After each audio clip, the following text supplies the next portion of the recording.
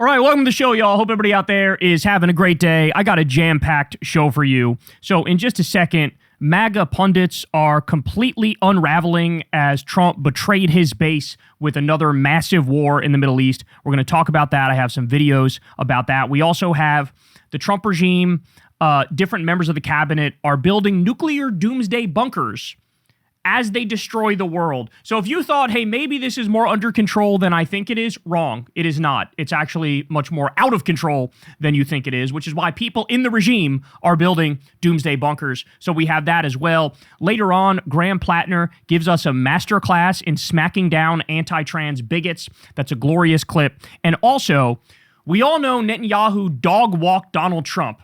That's a fact, okay? But I'm going to tell you what happened when he tried the exact same thing on Obama. That's a really, really interesting story. So you guys know the deal, man. Everybody, please do me a big favor. Subscribe to the channel and click that bell icon so you get a notification every time a video drops. You can also support the show on Patreon. That link is below, or tip with that thanks button on YouTube below me here. Remember, guys, the reason I mention that is because this is real independent media. I've never talked to an advertiser. I've never done an ad read. I don't take money from PACs or governments or billionaires or anything like that. You guys support the show through small dollar donations, and we also have the default ads on YouTube, and that's it. I'm very proud of what we built here and how we built it. So thank you very much for all of you who do support the show. And of course, you can sign up for Substack for Crystal Kyle and Friends. That link is below as well. And go subscribe to the Corrin's World YouTube channel so you can come hang out with us live Monday nights when we shoot the shit and we have some fun. All right, guys, let's go ahead and jump right in. So let me point this out first, because obviously this war has been just an utter catastrophe. It's been a total disaster. It's been an illegal and offensive war against a country that didn't attack us. It was no threat to us whatsoever. War crime after war crime after war crime is being committed. It's just an absolute horror show, okay? And you'll notice something here as we go through it, but they can't fucking get their story straight, bro. They cannot get their story straight. They don't know whether they're coming or going. They don't know what's true and false. They pitch a new thing seemingly every single day. So Rubio comes out the other day and he says, the goals of the mission against the Iranian regime are clear. Destroy their ability to launch missiles, destroy factories making these missiles, and destroy their navy. Now you might be looking at that and thinking, wait, excuse me? That's not like, we weren't told that was the case at all. In fact, as is pointed out right here by Jimmy Rushton, he says, no mention of removing the regime, no mention of destroying the Iranian nuclear program, no mention of destroying Iran's ability to project power via proxy forces.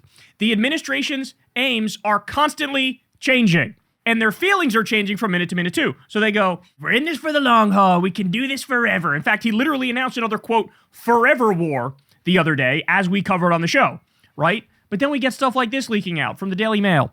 Iran won't surrender, and fighting until regime collapse may not be in our interest, says Israeli official. What? Excuse me? And so, Washington Post. Look at this, guys. Philip Pilkington says, Israeli officials seem to be in a panic. They are leaking about off-ramps to the Washington Post. The Israelis had a magic conception of American power. Now that they see there are no magic beans, they're realizing the status quo is just constant drone and missile strikes.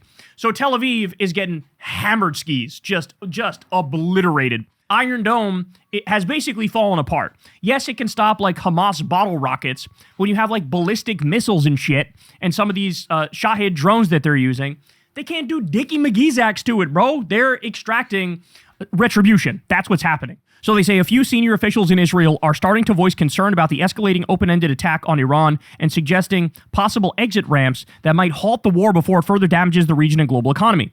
Talk of an endgame is early, and a decision about whether to stop the attacks rests largely with President Trump, who continues to seek all-out victory. But in a telephone conversation Sunday, a senior Israeli official familiar with the planning and strategy for the Iran war discussed alternatives to Trump's call for unconditional surrender. The official requested anonymity because of the sensitivity of the Iran situation. So they're in a bind here, bro, because Netanyahu wants to make Iran a complete failed state so Israel can do a greater Israel and take over more of the Middle East. But at the same time, both Israel and the U.S. kind of want a ceasefire right now because they need to reload and refresh. We're running low on our interceptors. Iran is doing much more damage than they thought. The global economy is fucking imploding right in front of us. Oil prices, of course, skyrocketing. Stock markets tanking. Like, this is a 5-alarm fire type situation. So they're kind of scrambling. Now, even the Israelis are going, yeah, perhaps we underestimated these people a little bit, and now they realize, holy shit, the U.S.'s giant military is kind of a paper tiger. Well, yeah, no shit. It's all, I mean, think about it. The military-industrial complex, it's nothing but a fucking ruse. It's a scam. It's a con so that Raytheon and Boeing and Honeywell can make all this money, and, Trump can do multi-trillion-dollar defense budgets, and 63% of the money goes missing that the Pentagon has, and they fail 8 audits in a row. Like everything in this country, it's a fucking scam. And so now the mask has been ripped off, and we appear so much fucking weaker than people thought we were, not that long ago, right? So as all of this is going on, you need to realize the right is collapsing. The right is crumbling. The MAGA pundit class, they're all fighting with each other. The whole movement has caved in on itself. This was basically a massive betrayal that Trump did an illegal and offensive war against Iran. Of course, there was reporting that Netanyahu said, we're going to attack. And then that's when Rubio and Trump were like, I guess we'll attack with you. So in other words, you're the beta, you're the cuck, you're following, you're like validating conspiracy theories by following right along with this shit, right? And so here is Tucker Carlson behind the scenes. Man, he allegedly was talking to Trump and trying to talk him out of it, and then Trump told him to fucking kick rocks. Listen to this. So as I said, I flew up to D.C. 3 times in the last month to try to convince Trump not to do this. It didn't work. It happens. I'm looking at this and I'm thinking, boy, this is not going to get better. So then I think I'll fly up again and ask him. I mean, I don't know if anyone else is doing it, so I'm going to try to just declare victory and go home. Like, you killed an 86-year-old cleric. Let's just call that a win and then pull back. And so then, meantime, he got convinced to denounce me. Okay, I don't care. I'm going to fly up anyway and see him, right? Even though he's like denouncing me. So I call over there to see, call someone who knows him. To see, I said, I'm just going to fly up anyway and tell him this because I think it's so important. And the person says, don't bother, because he's being shown polling that this war is like a 90-10 win for him. And I said, I don't know where that polling is coming from. It's like, I guess you could make any kind of poll, and he's watching Fox News, which is telling him the same thing, and he's getting fake polling. I guess they're only polling Sean Hannity's viewers or something. And so I'm not sure that there's a sense, as if this was yesterday, because I was getting so agitated and worried. I don't think that there's a sense that this is unpopular. Damn. Now, the thing that annoys me about this shit is that there's always an attempt to be like, well, it's anybody's fault but Donald J. Trump, right? It's his advisors. It's somebody else. It's not him. He's the pure one, but he's just getting bad information. And it's like, well, what if he's also a massive fucking warmonger? And what if the Israelis have Epstein blackmail that they're holding over his head, right? Like, what if this actually is exactly who he is, and you were fucking warned, and it didn't matter because you still decided to hop on that Trump train? And that's the reality. And according to him, he's like, yeah, he's fucking too far gone now, bro. According to him, he's saying that. So here you have one of MAGA's strongest soldiers, and you can see now, like, the mood is very somber now. The mood is very somber. And we'll know that it is actually fully over for MAGA when, instead of like the somber, tepid criticisms where you criticize Trump but you don't really bring up his name and you sort of dance around it and blame people around him, when it just becomes like, no, fuck this whole regime. Fuck Trump. Fuck everybody around him. Fuck the horses they rode in on. Fuck these people. But we are getting closer, y'all.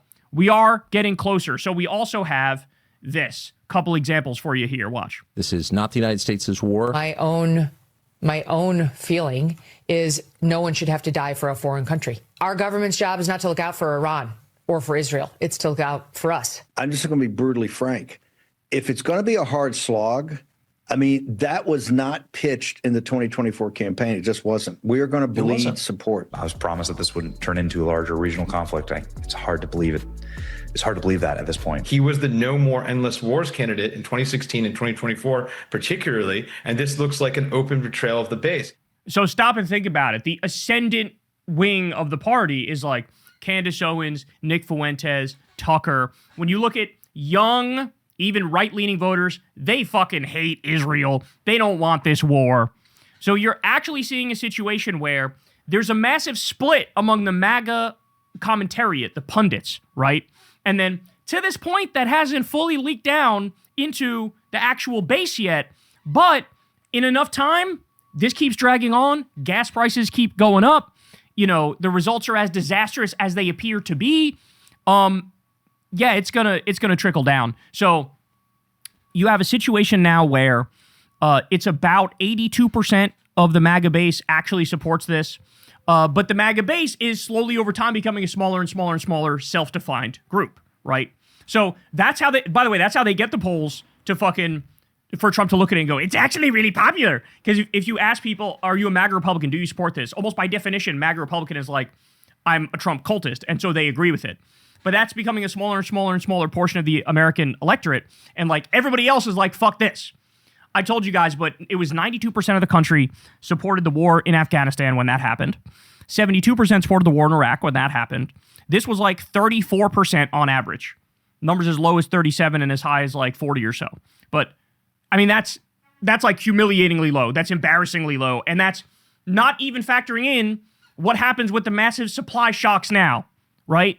And so that's why it's the beginning of the end. I think functionally his presidency is over. And now it's all over, but the attempt to rig the next election.